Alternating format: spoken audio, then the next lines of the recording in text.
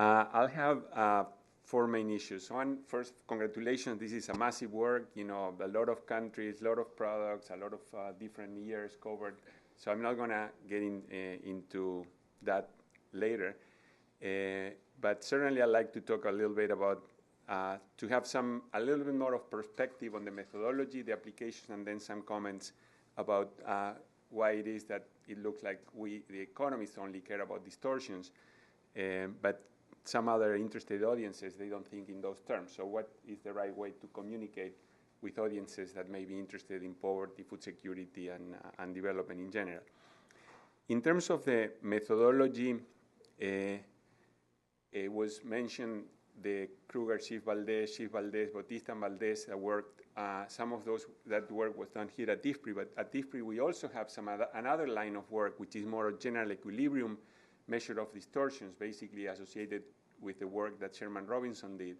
And there are a couple of TMD publications. TMD was the old Trade and Macroeconomic Division where I worked with Sherman Robinson, the number 25 and 105, basically in which they took a general equilibrium model and looked at the distortions in a general equilibrium context, and they came to some different conclusions regarding whether, using the same countries, whether there was really a distortion against agriculture in some of the countries. So for some of the countries, they found in a general equilibrium context that the measure of distortion, which is a partial equilibrium measure, the one that Kim is referring to, compared to the general equilibrium measure, had some variation in terms of the results.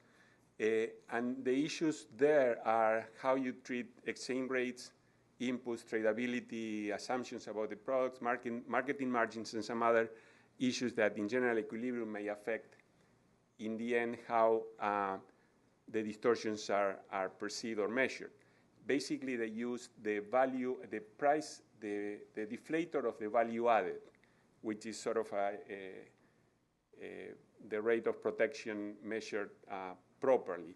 Of course, if you are doing this sort of the work that Kim and before Dr. Kruger and some other people were working on, it's very difficult to have a general equilibrium model for each one of the countries, and so it certainly gives you a lot of information to have the sort of partial equilibrium measures that we were looking at.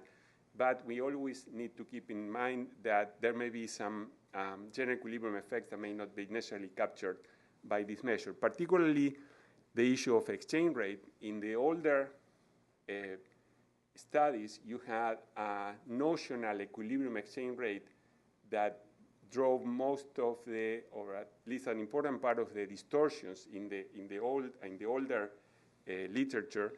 In the case of Kim, that's a World Bank paper 4612, where this is a specific methodology if you want to check on it. The exchange rate, they do not try to have an equilibrium exchange rate to measure. They just use, if there are, if I understand it correctly, if not you, certainly jump in and correct me.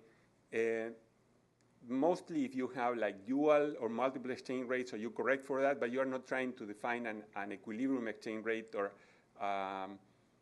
sort of a notional exchange rate, because you need for that a lot of other assumptions, and as you will see in any of these estimations of equilibrium exchange rates, and now the IMF, it's embarked in this discussion for the bilateral surveillance of economic policies, and I'll get back to that later. So this is the methodological issue. Always remember, we have general equilibrium and partial equilibrium measures. The partial equilibriums are very useful, and it's particularly useful to have it by country, by time series of those measures, and by product.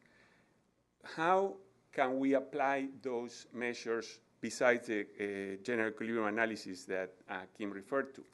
Of course, that's one application. You just use those measures, you plug it into the computer general equilibrium model, and then just run up what happened if you eliminate some of those.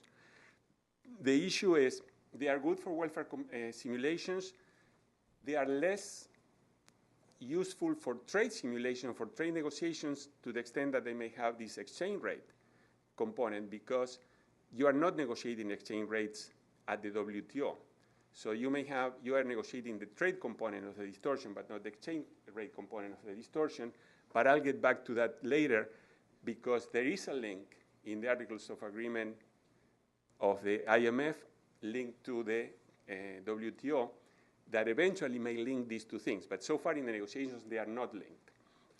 The other possibility that I haven't seen, but perhaps Kim can illustrate me on that, is to use these measures for econometric analysis of growth and trade, like cross-section or panel regressions in which you have this measure and you need to have some other, you need to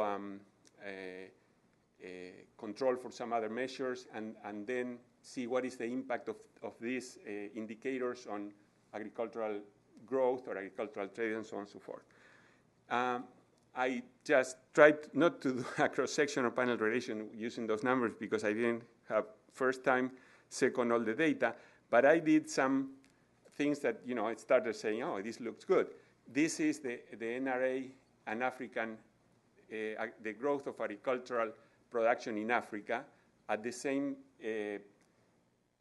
period. So for 5-year growth periods of agriculture in Africa from the FAO stat database that luckily has been put back in FAO website. So if you just plug the NRA and the growth rate of Africa, you see that it looks like, to the extent that you are either diminishing the negative protection or the NRA, or you are increasing the positive value, then that leads to more growth. But that's to the extent, once I moved from Africa, I got some other results. Let's say, this idea that Latin America during the 60s and 70s through import substitution was basically taxing agriculture, and therefore agriculture was disadvantaged.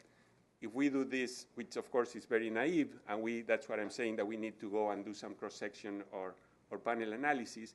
If you have the agricultural growth rate during the 60s and 70s, the bad old days in which agriculture was discriminated, and you have the growth rates now, and you have the NRA and the relative rate of assistance, you see that even though the NRA and the RRA decline significantly, the growth rate in the agricultural, this is not value-added growth. It's just growth coming from overall production as presented by FAO. So that leads us, this is sort of a puzzle. Why is this happening?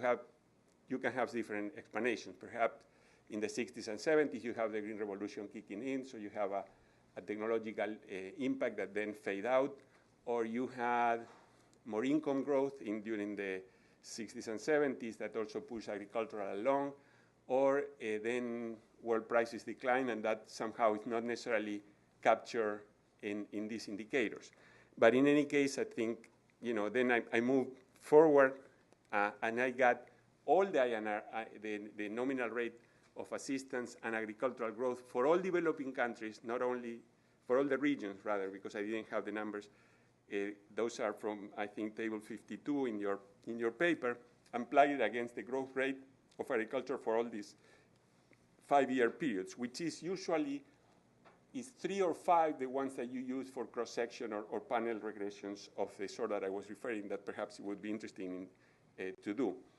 And it's almost flat, no correlation. Again, why? We need to think about this, and it's even worse with the relative rate of agricultural growth. So something else, maybe not, perhaps if we control for some other things, then there's going to be a relationship there that we are not uncovering with these very naive scattered plots. Or there is something with the measure. I think probably there is something else that's going on. And one of the things that I suggest is mostly, again, the issue of the exchange rates. If you look, this is the net agricultural balance, agricultural trade balance. The red one is the US since 72 until 2004. And the green one is the European Union.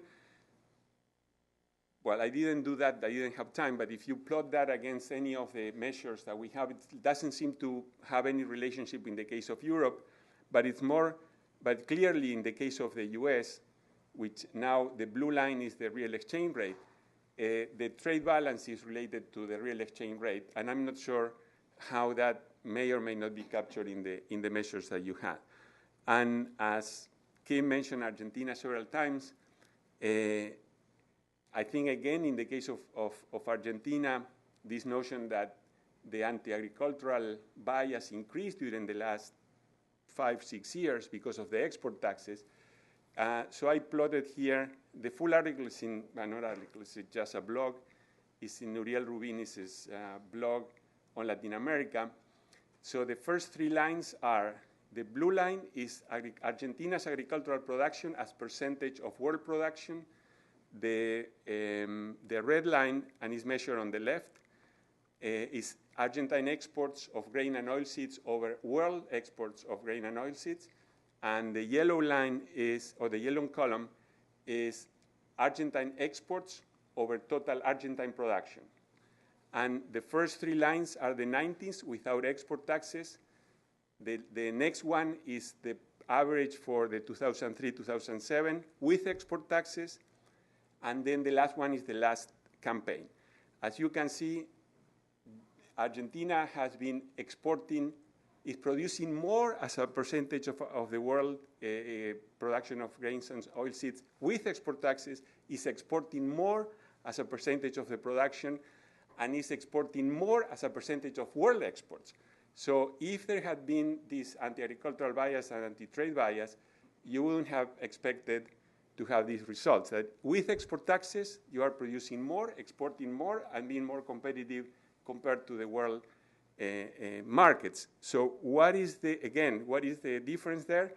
In my view is, well, this is just grains and oilseeds in Argentina. You can see the last 3-4 years. It's not only you have an exponential growth trend,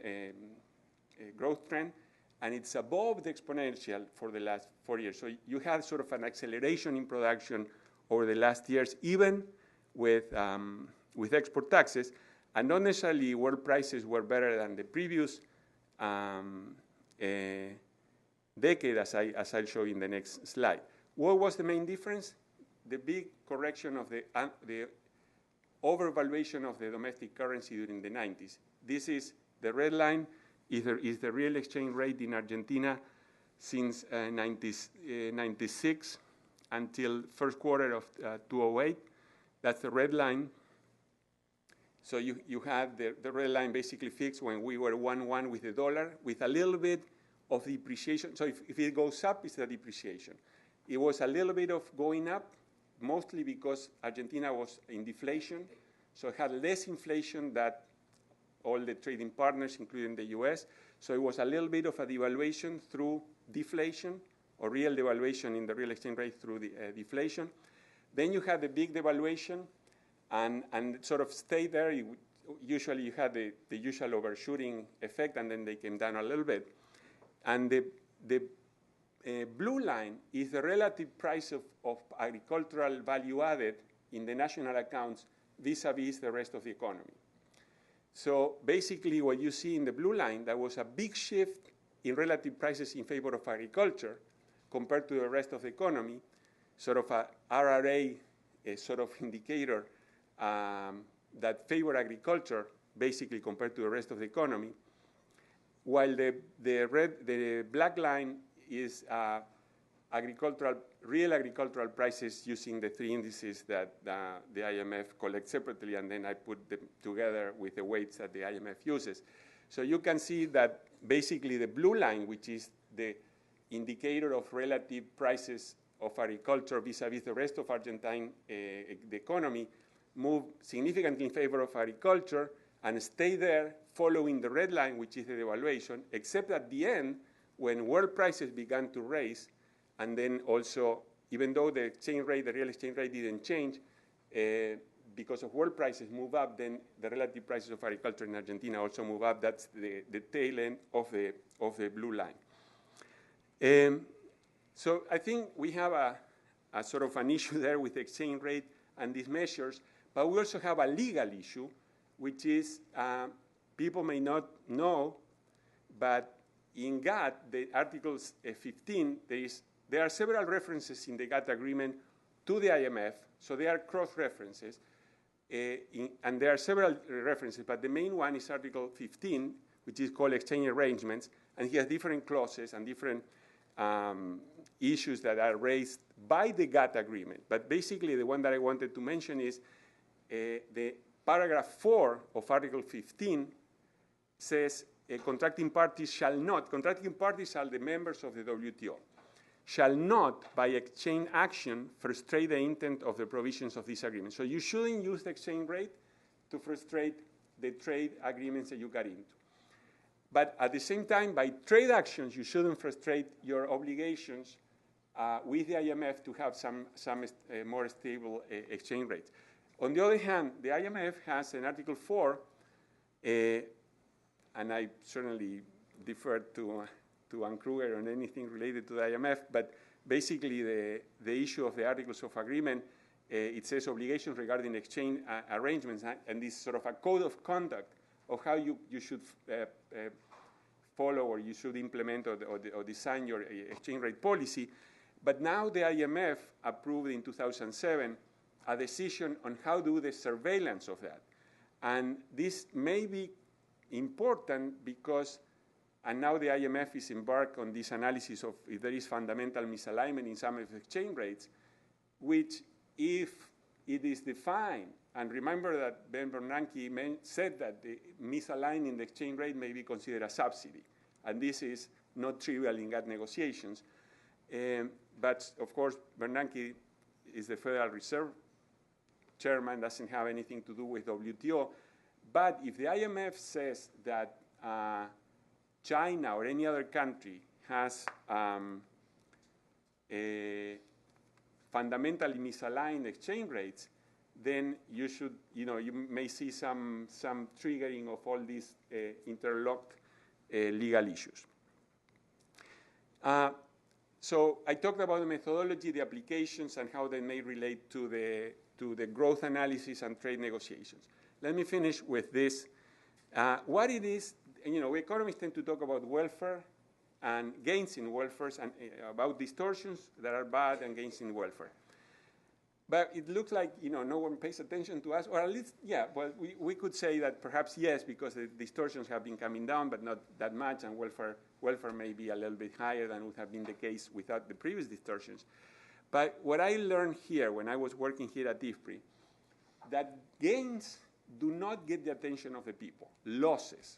So when we prepare a paper for the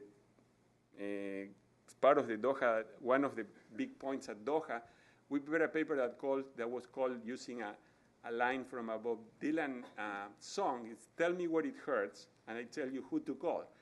I didn't use the full. That's from Mighty Queen. If you are into Bob Dylan.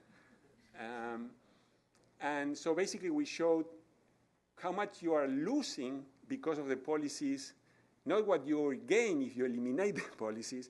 And that got the attention of a lot of journalists. You were talking about if you do this, you're going to get welfare increase of this and that. No one cared.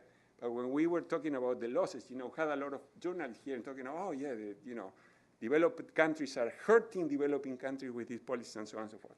Anyway, so that's one point. In terms of communication, the other is we need to debate the same values. The other thing that we learned, that I learned here, you're engaged with the country, civil society, and so on. You need to talk the same values. If you talk about welfare or distortions, they will just tune out. We have a paper on food security because food security is important, but not everybody can claim food security. So we had a cluster analysis of food security showing the big differences in food security based on objective numbers, and say, okay, you cannot, if you are the European Union or Argentina and Uruguay for that matter, you cannot claim food security or food insecurity problems because basically you don't have any food insecurity problem given this cluster analysis. And we use calories, proteins, different indicators, and we did this cluster analysis here at IFPRI. The other thing is, of course, poverty. If we want to show that these policies are generating distortions and welfare reduction, it will be crucial to show what the impact on poverty is. And that's the other book in which I have a paper with two co-authors. So we have these poverty micro-simulations, but then in that case, it's crucial how you model the labor market. And that's a sort of not debate, but there are different papers in that book that have full employment assumptions. And we are saying, no, that you are killing the main, you have a price effect and an income effect, or you want a price effect and a quantity effect. Employment is the big thing. It's not a price effect. It's not the relative prices only. It's sort of mainly an employment effect. So you need to be very careful about labor market modeling. I'm going to say a couple of things in the last slide, which is coming. The other thing was multifunctionality, another paper that I was then and this is now paper. Basically, if you are discussing about multifunctionality, you cannot say, this is bad. Basically, what we tried in this paper is to show how your multifunctionality may be affecting my multifunctionality, and also finally the livelihood and survival strategies. The issue of a special program and special products and the safeguard mechanism is, and there's a literature here also at IFPRI, that if you are on the edge of survival and you have a shock and you are kicked out of your livelihood strategy or survival strategy, then you may, if you are very poor, you may not go back. So there is an insurance policy that you need related to that, and that's how some of the poorest countries, India, etc., may be thinking about this safeguard mechanism. On the other hand, in this paper, we showed the cost that had for consumers and how you reduce food security, perhaps through that sort of those taxes. So finally, conclusions, great job at constructing very useful indicators. I think we need to understand better the links agricultural growth, trade, and these indicators, using it in perhaps cross-section or panel regressions. We need to consider price effects, but also income effects. Kim referred to beggar thy neighbor policies. And everybody now is thinking about the 1930s, the Great Depression. I was rereading some of the literature, and there is a very nice paper by Eichengreen and Jeffrey Sachs showing that the devaluations that were supposed to be beggar thy neighbor may or may not, because if you, through the devaluation, you give room for a monetary policy that expands income, you may end up, through the income effect, generating demand for the other countries. So we need to consider not only the price effect of the devaluation, but also the income effect that may come through a more expansionary monetary policies. So, and I think that this is something that we need to keep in mind for all these debates. For trade negotiations, the exchange rate issues are separate, although they may eventually converge. And finally, I think we need to consider as economists not only our own words, but also the values being debated and tailor our research to that.